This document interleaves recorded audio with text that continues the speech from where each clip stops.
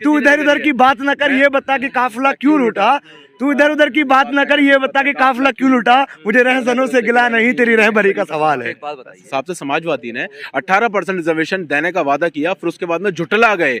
अगर मान लीजिए, सपोज कीजिए, अगर एक बार और इत्मीनान करती है मुसलमान पूरी कम्युनिटी, अगर उसके बाद इत्मीनान करके उसे वोट डालती है या उसके साथ देती है, पूरे एकजुट होकर समाजवादी को लेकर आती है, मैं सपोज कर रहा हूं, और अगर मान लीजिए इस बार भी अगर धोखा दिया, तो मैं ये बात यकीन से कह सकता हूं कि समाजवादी की जड़ तक की मिटा देंगे मुसलमान कौम। अरे भाई, आपने ठेका थोड़ी ना ले रखा है। अभी भाई ने कहा कि ओवैसी साहब का कोई रोल नहीं है। आप मीडिया से हैं, आपको बखूबी मालूम होगा कि इस वक्त ग्राउंड पे किस कदर वो मजबूत हैं।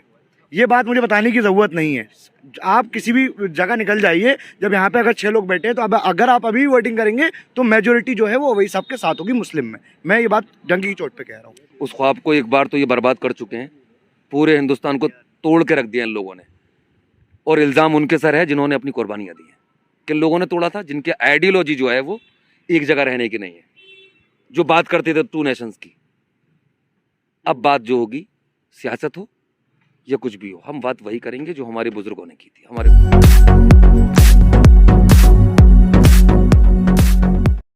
मैं एक बार बताऊं, भाई जो हैं हमारे बड़े हैं, हमारे सीनियर हैं, अलीगढ़ मुस्लिम यूनिवर्सिटी हमसे पहले सारा दौर देखा है। माजी की हालत आपको पूरी बता दी, माजी में क्या रहा, क्या मतलब हालात थे, सब कुछ था। लेकिन हमें बात करनी है हालात हाजरा पर। हालत हाजरा ये है कि जिस हिसाब से लास्ट चुनाव में समाजवादी के साथ मुसलमानों ने पूरी एक तरह से एकजुट होकर अपनी पूरी ताकत झोंक दी। लेकिन उससे पहले जब वो थे पावर में, तो उन्होंने 18% रिजर्वेशन का वादा करके नहीं दिया। लेकिन हमारा अब एक जवाब और एक सवाल दोनों यही है कि इस बार भी अगर मुसलमानों ने इत्मीनान करके आपको इत्मीनान किया और आपने इस बार भी धोखाधड़ी करी, तो निस्तनाबूद होने की कगार पे खड़ी है समाजवादी भी। ये बात समझ ले। मैं आपको बता दूं कि साथ अभी तक दे रही है। मैं आपको बता दूं, बता रहा हूँ एक चीज, मैं ना हम किसी सेकुलर पार्टी के साथ देने जा रहे हैं। कोई भी पार्टी हो, सब सिर्फ धोखा देती है। हम इस बार नोटा का बटन दबाएंगे पूरी यूनिवर्सिटी। हम नोटा? हाँ, जो ये मतलब हम किसी पार्टी को सपोर्ट नहीं करेंगे। हम ही बोल रहे हैं कि कोई तो होगी जो सिर्फ धोखा देती है, मुसलमानों का साथ मांगती है और उन्हें लॉलीपॉप देती है, फिर बाद में भूल जाती है। भाई एक चीज रह गया है मेरा कुछ, इनका फाइनल पहले फरहान भाई का कर लीजिए आप चाहें तो। लेकिन मैं आपको एक चीज़ बता दूं, देखिए जिस आपके हालात हाजरा है अभी बना हुआ है, पूरी तरीके से माहौल पूरे देश का बिगड़ा हुआ है। अभी माहौल ये है कि मोहब्बत और प्रेम का संदेश देना।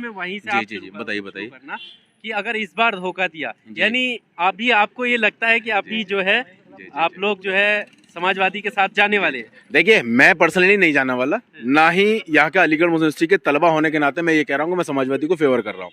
मैं अलीगढ़ मुस्लिम यूनिवर्सिटी तलबा होकर आपसे बात कर रहा हूँ, क्योंकि मैं यहाँ का स्टूडेंट हूँ, तो यहाँ कोई राजनीतिक पार्टियाँ एंटर नहीं होती। तो मैं एक बेसिकली एक नॉर्मल स्टूडेंट होने के नाते मैं आपसे बात कर रहा हूँ। मैं सिर्फ ये कहना चाहता हूँ कि जिस हिसाब से समाजवादी ने 18% रिजर्वेशन देने का वादा किया, फिर उसके बाद में जुटला गए।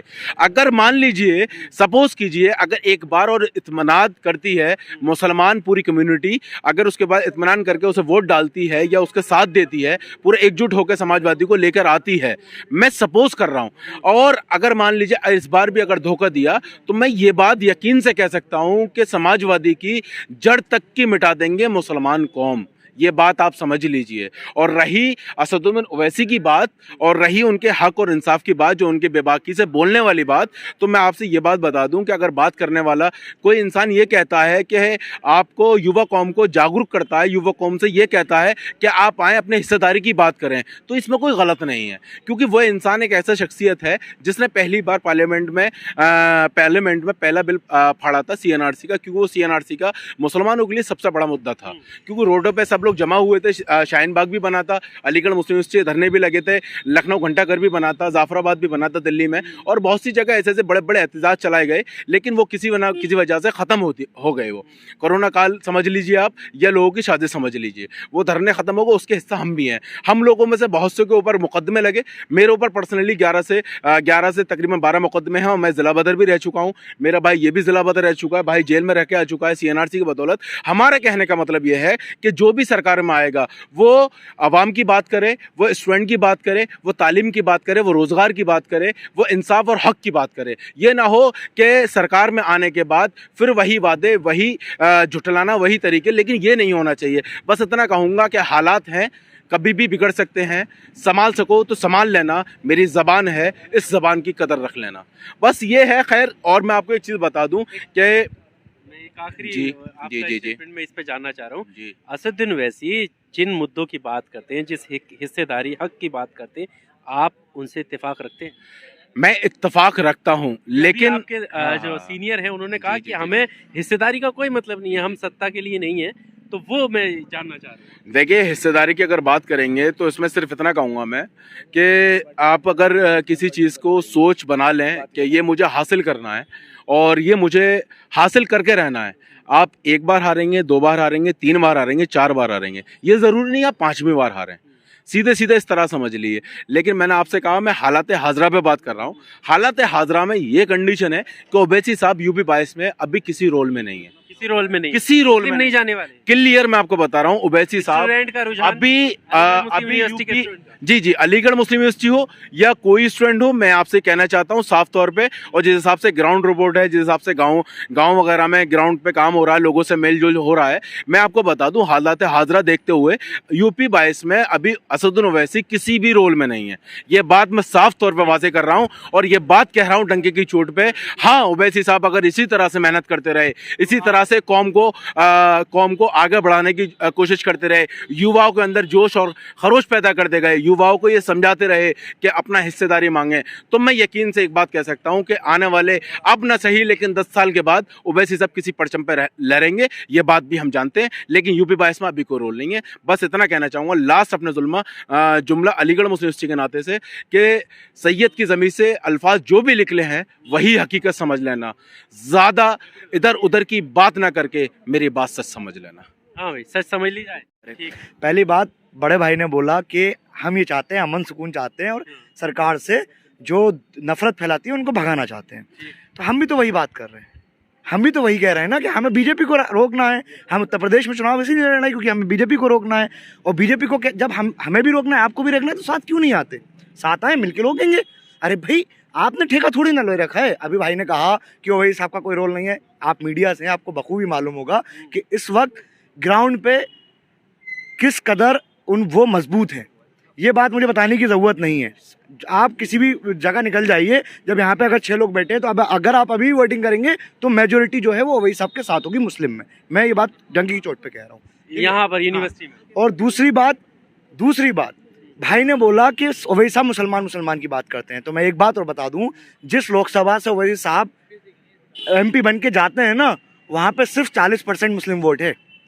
मेजोरिटी में मुस्लिम वोट नहीं है। हैदराबाद में 40%, ठीक है, 40% मुस्लिम वोट है, यानी कि मेजोरिटी वोट जो है हिंदू है। अगर उन्हें चाहे तो ओवैसी साहब को बहुत आराम से हरा सकती है, लेकिन वहाँ पे नॉन मुस्लिम भी ओवैसी साहब को वोट देते हैं। और वो आप जाइए हैदराबाद, वहाँ पे ओवैसी ऑफ एक्सलेंस जो स्कूल है, वहाँ पे जाके देखिए, जो फ्री तालीम दी जाती है ना, वो सिर्फ मुसलमानों को नहीं दी जाती जैसे बीजेपी करती है, नाम देख के। वहाँ पे नाम देख के काम नहीं होता है, ठीक है। जो बेवाओं को राशन दिया जाता है या पैसे दिए जाते हैं, मतलब मदद की जाती है, इमदाद की जाती है, उनको उनका नाम देख के नहीं की जाती। जो उन्होंने हॉस्पिटल्स खोल रखे हैं, 5 स्टार का इंफ्रास्ट्रक्चर बना, 5 स्टार जैसा होटल जैसा इंफ्रास्ट्रक्चर बना रखा है, और फीस 20 रुपये है, तो वहाँ पे पर्चा नाम देख के नहीं बनाया जाता है, वहाँ सबके लिए काम हो रहा है। तो मुद्दों की अगर बात करेंगे तो मैं नहीं समझता कि हैदराबाद से ज़्यादा काम किसी नेता ने, या बैरिस्टर असदुद्दीन ओवैसी साहब से ज़्यादा काम किसी नेता ने किया हो।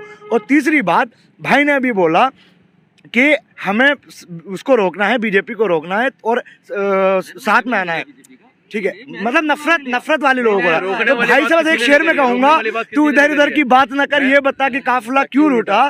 तू इधर उधर की बात न कर, ये बता कि काफिला क्यों लूटा। मुझे रहजनों से गिला नहीं, तेरी रहबरी का सवाल है। एक बात बताइए, अभी इन्होंने कहा जुबैर साहब माशाल्लाह, ये क्या यूथ के, शायद MIM के यूथ के प्रभारी हैं। देखिए सच्चाई, मैंने एक भी, आपका नाम में फरहान जुबैरी मियां हैं, ये यहाँ कैबिनेट भी रहे हैं, स्टूडेंट लीडर भी हैं, और उसके MIM में शायद जो है उसके प्रभारी भी हैं यूथ के। लेकिन बात ये, मेरा भाई बहुत अच्छा बोलते हैं, उन्होंने बार बार ये कहा भाई ने कहा। मैंने सिर्फ इतना कहा, मैं हैदराबाद की बात, देखिए हैदराबाद में जो भी उन्होंने किया, अगर नहीं किया होता काम तो वो MP नहीं बने होते। अगर काम किया है तभी एमपी बने, और कई बार बने, उनके वालिद साहब भी रहे हैं। 40% और 50% और 60% की बात नहीं हो रही है, बात ही हो रही है 40% निखालस मुस्लिम है, उसके बाद जो SC ST है वहाँ BSP तो है नहीं, हमारे वही साहब जय भीम जय मीम की बात भी करते हैं, और उन दबे कुचलों की लड़ाई भी लड़ी होगी। और जाहिर सी बात है लड़ाई लड़ी है तो उन्हें कहीं ना कहीं शोषित वंचित जो लोग हैं वो उनके साथ जुड़े हैं, तभी वो MP बने। और MP बनने का मतलब यह है कि उन्हें वहाँ के लोगों ने एक्सेप्ट किया है, उन्होंने काम किया है। दूसरी बात ये आती है कि देश के अंदर देखिए नफरत जो है वो सिर्फ मुसलमानों के साथ नहीं है, जैसे एक ढंढोरा लोग पीट रहे हैं, मुसलमानों को तो टारगेट किया जा रहा है। ये नफरती लोग सबसे ज़्यादा अगर नफरत किसी से करते हैं तो उसमें दलित और शोषित वंचित लोग भी हैं। उन्हें तो सदियों तक कपड़े पहनने का भी वो नहीं था, ऊपर के कपड़े नहीं पहना करती थी उनकी महिलाएं।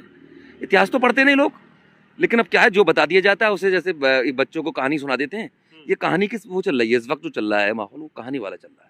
जैसे बचपन में दादी नानी कह देती थी भूत है, चुड़ैल है, ये है वो, लेकिन कहीं कुछ नहीं होता, सिर्फ हमारे दिमाग में एक साइकोलॉजिकल वहम जो है बैठ जाया करता था। ऐसी वहम बैठा दिया है कि हिंदुओं एक हो जाओ, अब तुम्हारा जो है वो हो जाएगा। और तुम्हें जो किन लोगों से डराया जा रहा है, जो बेचारे जिनके पास 2% एजुकेशन नहीं है, उन छोटे भाइयों से बड़े भाइयों को डराया जा रहा है। और बड़े भाई डर भी रहे जिनकी तादाद ज़्यादा है, उनको कहा जाए कि छोटा तुम्हें खा जाएगा, जबकि छोटा तो बेचारा खुद इतना परेशान है कि उसके पास 2 इदारे भी नहीं है। तो हम चाहते हैं कि हिंदुस्तान वो हिंदुस्तान हो जो 47 से पहले हमारे बुजुर्गों ने ख्वाब देखा था। उस ख्वाब को एक बार तो ये बर्बाद कर चुके हैं, पूरे हिंदुस्तान को तोड़ के रख दिया इन लोगों ने। और इल्ज़ाम उनके सर है जिन्होंने अपनी कुर्बानियाँ दी हैं। किन लोगों ने तोड़ा था? जिनकी आइडियोलॉजी जो है वो एक जगह रहने की नहीं है, जो बात करते थे 2 नेशंस की। अब बात जो होगी, सियासत हो या कुछ भी हो, हम बात वही करेंगे जो हमारे बुजुर्गों ने की थी। हमारे बुजुर्गों ने इत्तेहाद की बात की, इल्म और तरक्की की बात की, खुशहाली की बात की, प्रेम और करुणा की बात की, वही बात होगी। हमारा एजेंडा भी मोहब्बत का है, हमारा एजेंडा विकास का है, हमारा एजेंडा जो है वो साइंस का है। हमारे बुजुर्ग सर सैयद का एक वो था कि साइंस हमें साथ लेकर चले हुए, एक हाथ में साइंस और दूसरे में कुरान होगी। कुरान भी यही कहता है कि आप इंसानों से मोहब्बत करो, इंसानियत से मोहब्बत करो, दुनिया में भी आगे रहो।